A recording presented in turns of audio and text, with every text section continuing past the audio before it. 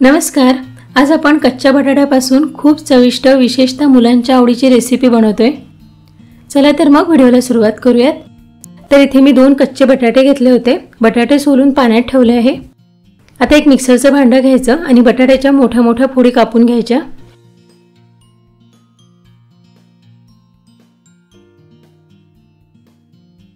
दोन्ही बटाटे मी कापून घेतले। आता 2-3 हिरव्या मिरच्या घालायच्या, थोडंसं अद्रक घालायचं आणि यात पाणी न घालता हे मिक्सर मधून अगदी बारीक वाटून घ्यायचं। याची प्युरी तयार करायची। बटाट्यामध्येच पाणी असते, त्यामुळे हे मिक्सर मधून वाटताना यात अजिबात पाणी घालायचं नाही।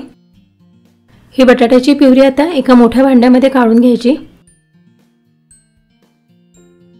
आता यात 1 वाटी रवा घालायचा, अर्धी वाटी दही आणि अर्धी वाटी पाणी घ्यायचं। दह्याच्या वाटीमध्येच मी पाणी घेतलं आहे। हे सगळं आता 2-3 मिनिटं चमच्याने व्यवस्थित मिक्स करून घ्यायचं।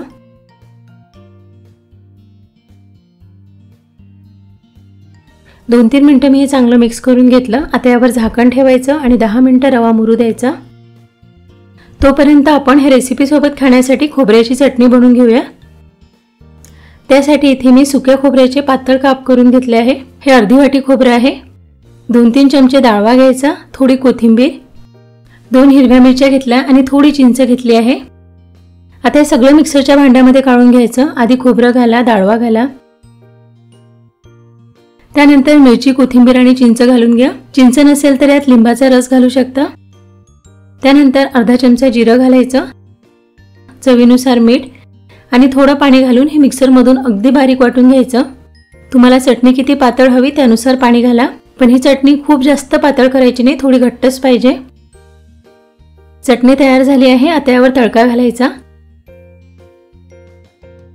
त्यासाठी इथे तडका पॅन मध्ये मी 2 चमचे तेल गरम करून घेतलंय। तेल चांगलं कळकळीत गरम करून घ्यायचं। यात अर्धा चमचा मोहरी घालायची, अर्धा चमचा उडीद डाळ आणि अर्धा चमचा चण्याची डाळ घातली आहे।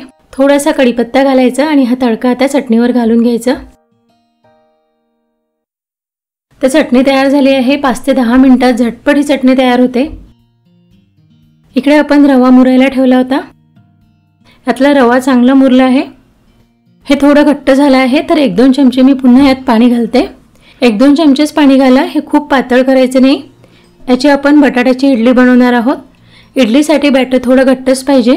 बॅटर जर पातळ झालं तर इडल्या चांगले शिजत नाही, व्यवस्थित फुगत नाही। आता यात चवीनुसार मीठ घालायचं। मीठ व्यवस्थित मिक्स करून घ्या आणि आपण इन्स्टंट इडली बनवतोय म्हणून यात थोडा सोडा घालायचा। सोडा घातल्यामुळे इडलीवर जाडी छान पडते। तर आता आपलं हे बॅटर तयार झालं आहे। सोडा घातल्यानंतर लगेच याच्या इडल्या बनवून घ्यायच्या।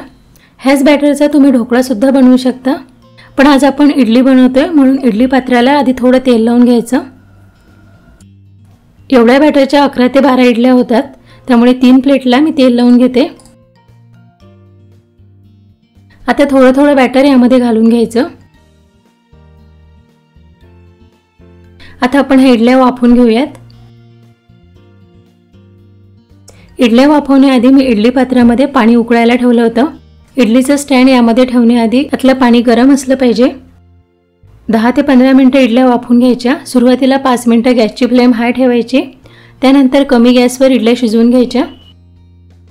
आता 10 मिनिटांनंतर झाकण उघडून पाहूया। इडल्या व्यवस्थित शिजल्या आहे, छान फुगल्या आहेत। आता काढून घ्यायच्या आणि थंड होऊ द्यायच्या, त्यानंतरच प्लेटमधून काढायच्या। गरम इडल्या काढायला गेल्या तर त्या तुटू शकतात, त्यामुळे आधी व्यवस्थित थंड होऊ द्यायच्या, त्यानंतर काढायच्या। 5 मिनिटं इडल्या थंड करून घेतल्या। आता काढून घेऊया। इडल्या प्लेटला अजिबात चिपकल्या नाही आहेत, लगेच निघतायत।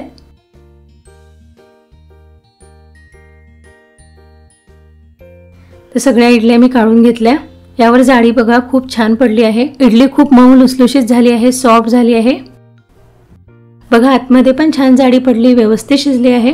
जिरं, मोहरी, तिखट मिठाची फोडणी दिली की तशाही ह्या इडल्या खायला छान लागतात, किंवा यासोबत शेंगदाण्याची किंवा खोबऱ्याची चटणी बनवा। ह्या बटाट्याच्या इडल्या खूप छान होतात, पटकन तयार होतात। मुलांना टिफिनमध्ये बनवून देऊ शकता किंवा सकाळी नाश्त्यासाठी बनवा, जेवणासाठी सुद्धा बनवू शकता।